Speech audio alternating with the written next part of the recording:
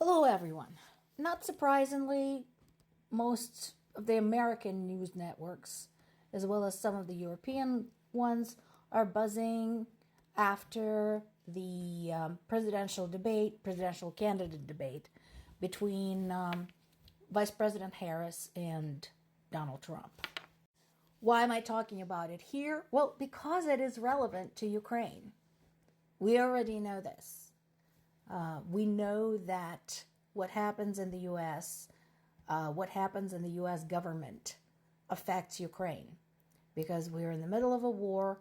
U.S. is a major ally, and the delays with the aid decision in the U.S. Congress have already cost us many, many lives, too many. Vice President Harris, being an experienced debater, having been a public prosecutor, seized on the fact that Trump is rather soft on Putin and warned him about it, that you cannot play footsie with a man like that, which Trump didn't take very kindly to. Understandably, he doesn't like being mocked, and he doesn't like when his weaknesses are being pointed out. However, he had a chance to fix it all because one of the moderators threw him a real softball when they asked, hey, so how would you resolve this? Had Trump really had a specific plan to help end the conflict in Ukraine, this would have been a perfect opportunity to show it off, to show that he was a strong leader, that he was thinking globally, that he understood what was going on, instead of being what he really is, somebody who probably couldn't point Ukraine out on a map.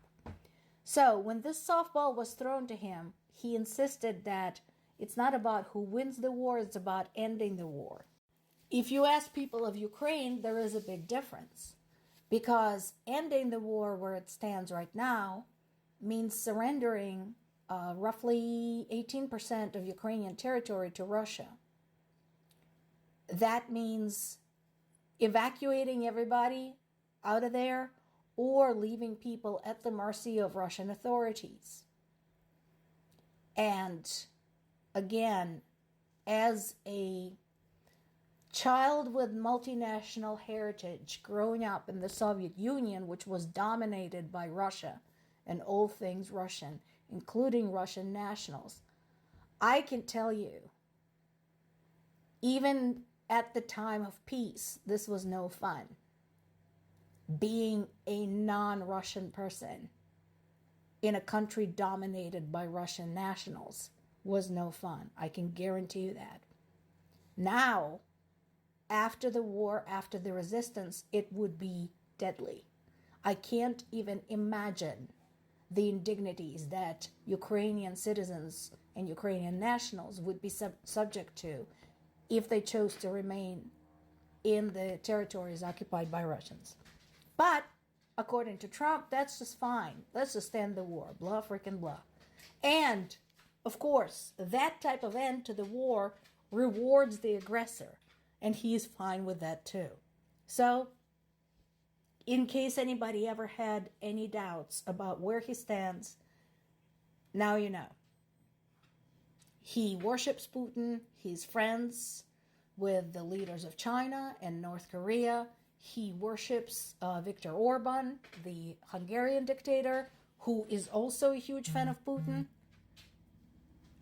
If that's the kind of man you think is fit to lead this country, that's on you. Speaking of being soft on terrorist states, so this piece is on BBC, and I'm sure a lot of folks will say, yeah, cool, awesome, consequences. And I agree. I am always for consequences. However, let's analyze this for a sec. Iran has been supplying Russia with Shahed drones, basically using the war in Ukraine as an opportunity to test the drones for many, many months, if not years. However, the UK, which is supposed to be one of Ukraine's major allies, is only halting the air traffic to Iran now after the evidence had emerged about Iran's shipment of ballistic missiles to Russia. Why? Why did you have to wait for the missiles? Were the drones not bad enough for you? Did they not kill enough people? Civilians, children? Destroy enough hospitals and schools and apartment buildings? Why did it take you so long? This is the part I don't understand. And again, yes, Iran is sputtering and saying, oh, it's all a lie, it's a propaganda, blah, blah, blah, blah, blah. They managed even to drag in the conflict in the Middle East between Israel and Palestine into this. But when are we going to stop believing in second chances for terrorist states? Because this is a very clear example. It shouldn't have taken this long. Another aid package by the U.S. is in the process again before anybody starts blowing their fuse. All of these packages that you see, they're all part of that larger amount that was approved a few months ago. Okay, this is not anything additional. This is something that's already been passed, something that's already been agreed upon. Again, multiple sources, both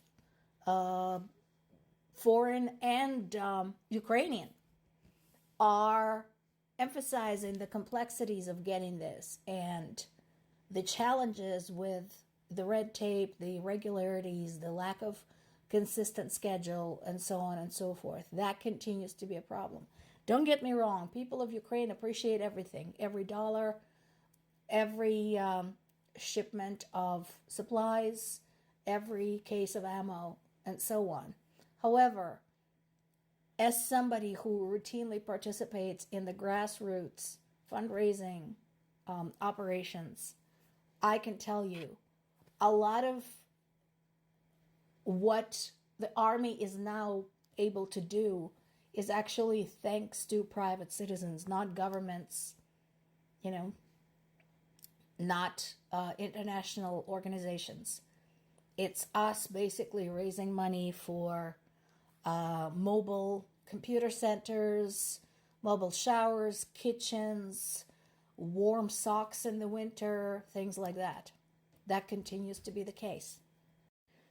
And again, everybody keeps emphasizing their support for Kyiv, but the question remains, if you support Ukraine, why won't you let Ukraine defend itself?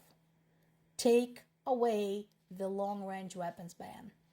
I think Ukraine more than earned the right to proactively defend itself. We all know what's at stake.